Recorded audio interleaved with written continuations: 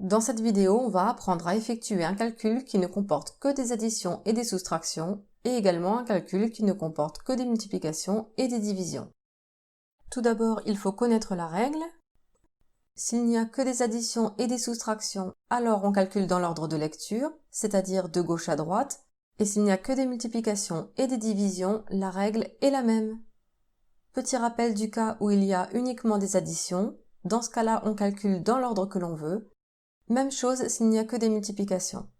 Et s'il n'y a que des soustractions, on calcule comme tout à l'heure de gauche à droite. Quand il n'y a que des divisions, même chose dans l'ordre de lecture. Les additions et les multiplications, c'est un cas à part. Quand il n'y a que l'un ou que l'autre, alors on peut calculer dans l'ordre que l'on veut. Mais ce n'est valable que pour ces deux opérations-là. On va mettre en pratique ce qu'on vient d'apprendre. Pour le calcul A, au niveau des opérations, on voit plus moins plus, c'est-à-dire qu'il n'y a que des additions et des soustractions. Dans ce cas-là, on a dit qu'on calcule dans l'ordre de lecture de gauche à droite, ce qui signifie qu'on commence par le calcul situé à gauche, et c'est 13 plus 4. Je mets donc une accolade en dessous de 13 plus 4 pour dire que je commence par ce calcul-là. Si vous avez du mal à faire des accolades, dans ce cas-là, n'essayez pas d'en faire, faites quelque chose de plus simple, c'est ça. J'appelle ça un petit pont. C'est plus facile à faire, c'est plus rapide. On fait un petit pont en dessous de 13 plus 4 pour dire qu'on commence par calculer ça.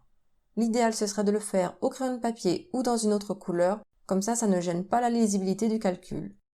On va pouvoir effectuer le calcul. On commence par écrire égal, on l'écrit bien juste en dessous du précédent. On a dit qu'on commençait par calculer 13 plus 4. Je ne l'écris surtout pas. Vu que j'ai dit que je le calculais, je n'écris pas le calcul, j'écris seulement le résultat. Et le résultat de 13 plus 4, c'est 17.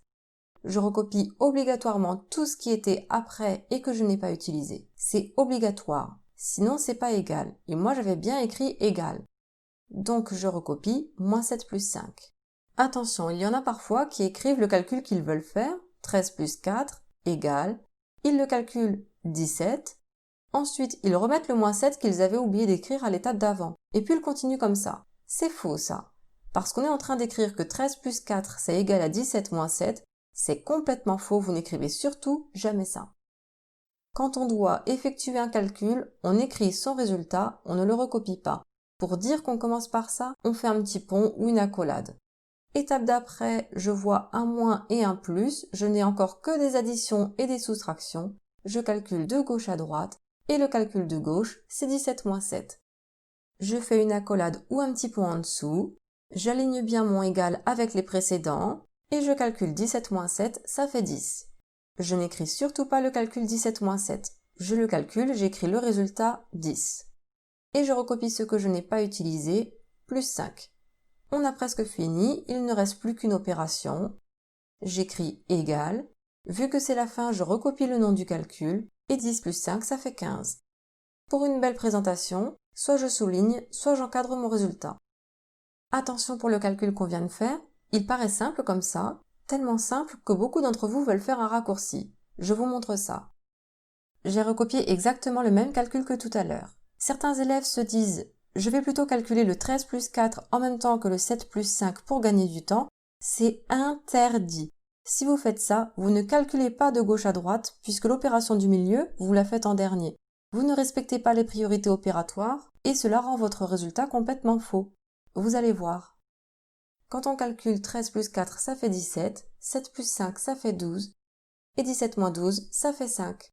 Vous avez changé l'ordre des opérations et du coup le résultat est faux. Ne faites jamais ça.